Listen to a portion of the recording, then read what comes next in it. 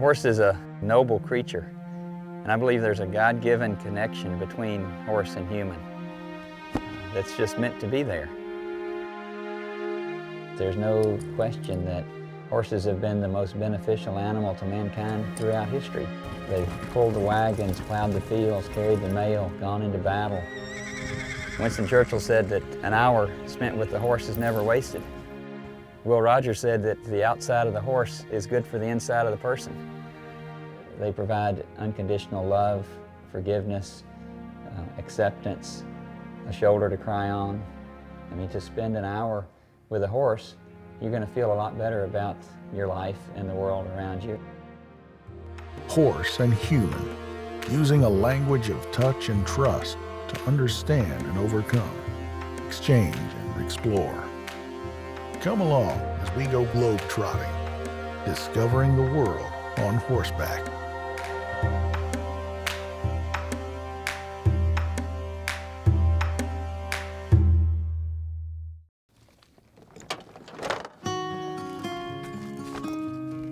I'm Ed Dabney and I'm a horseman. I've had horses in my life, all my life.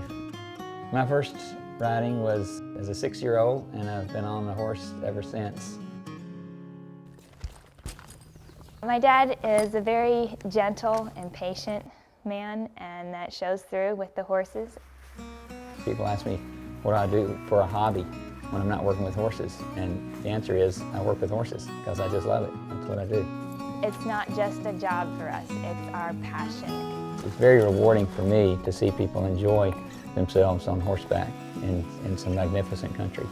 Horses are very capable of going lots of places we wouldn't imagine and seeing some very unique beauty that's out there for those willing to put a little effort into it to find it. So all this granite here is actually part of Stone Mountain, which is about 35 miles west of here. You can become one with nature. You hear the sounds of the birds chirping. You can be closer to the wildlife.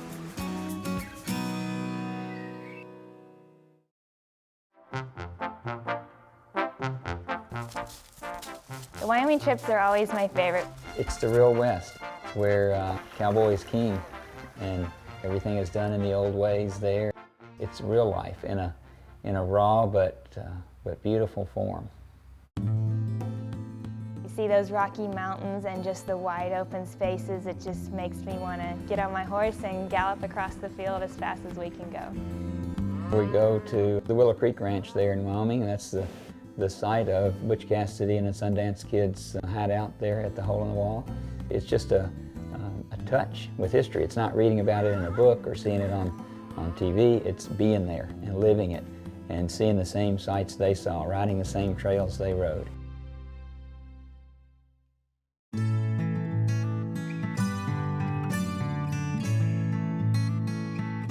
Sicily has a castle there, and to ride through the archway of that castle on the cobblestone street and think that this was the exact place that the knights of the 10th century during the Crusades, the knights rode on that same street, through that same archway. Actually being in Italy and seeing the way people live, especially when we took a lunch at the goat herder's hut, and he prepared a meal for us, and it was completely authentic. Every little detail, that's what you take back with you.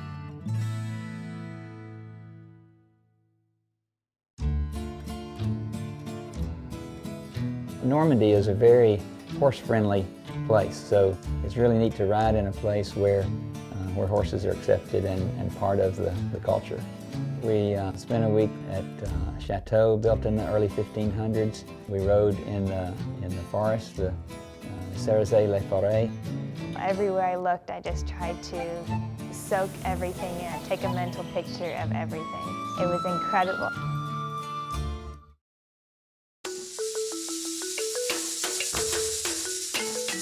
It's the ultimate horseback trip. To see Africa's wildlife, especially the Big Five, from horseback, what more could you hope for than to gallop along with a herd of giraffes or antelope running across the Masai Mara plains there.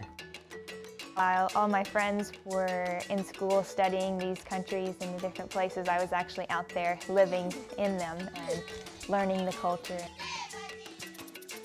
I feel like those are treasured moments and I really enjoy them.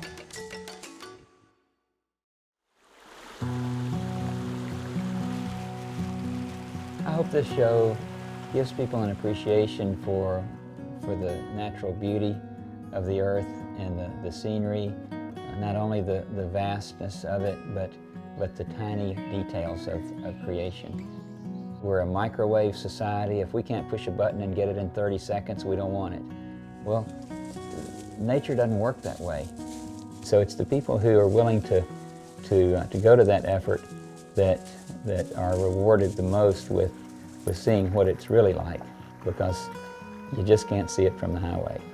That's what goes inside you, the feeling that stays with you for a lifetime. A feeling within reach, not by car, not by foot, but by hoof. A feeling that comes with globetrotting, discovering the world on horseback.